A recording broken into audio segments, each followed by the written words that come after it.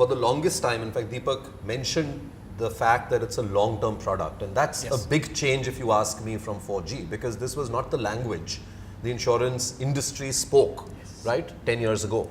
5-year lock-in, most thought it's a 5-year ULIP, lock-in over, get out, go buy another one, right? That's the way it used to work. See, increasingly, I think there's at least intellectual understanding between sellers of mutual funds and sellers of ULIPs, that these products, the direct mutual funds and the low-cost ULIPs, are now very, very similar products. They are pretty much the same. There is not much difference between one and the other. The only difference is they both operate in two different regulatory regimes.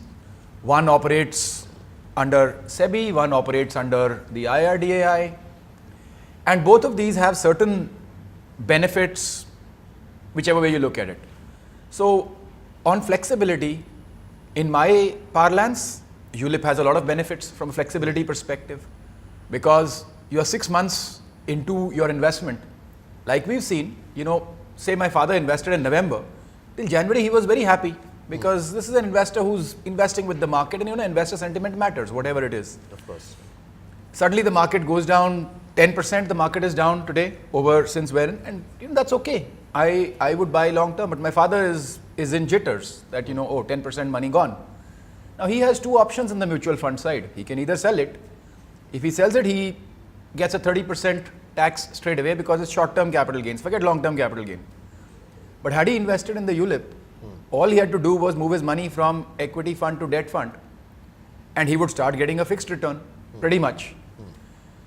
For the time that he was nervous, most people are saying last 3 years, we've seen an upswing. This year, because of election, because of XYZ, because of certain other things, the markets might be up and down a bit, right? What that means is there's never a guaranteed up. But the point is, it doesn't seem like, that is how the year would be. So it's a perfect time for people to move back into debt and maybe move back into equity for the nervous ones. Some of us are very confident flyers. We are very confident of the long term, and that is the way to be. But everybody is not like that. There are a lot of nervous people. So I think the ULIP is very flexible. It gives the flexibility. But yes, for 5 years, you need to keep your money there.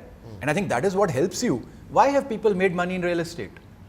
Those who made money. They stayed invested. Because they stayed invested for 10 years, 20 years, 30 years. People bought a house for 4 lakh rupees, it became 4 crore rupees. They did not sell it when it became 15 lakhs. So if you invest in a ULIP, how many years should you be looking at? If you are investing in equities, my view is you should not be looking at less than 5 years. You look at the history of the last 35, 40 years, there's not been a single 5-year period when the market hasn't given you 15% or so returns. I've done the analysis quite often. 99% of the time you're going to make about 15% kind of returns. But there are periods of 2 years, 3 years when you can make a loss. 2008, it took about 2-3 years to come out of that. But if you look at a 5-year basis, again you made money. Every time you make money, you look at a 10-year basis, even from 2008, when the crash may have happened, or from the peak, wherever you look at it, you're in the money. So I think if you are investing in equities, you have to have a 5-year view at least. But that's minimum.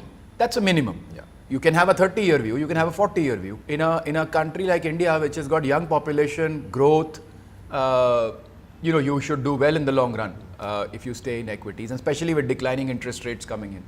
But nothing is, there are people who don't want to just believe that. Because see, some of us are financially very, very thought through in this. And there's another thing a friend of mine said yesterday.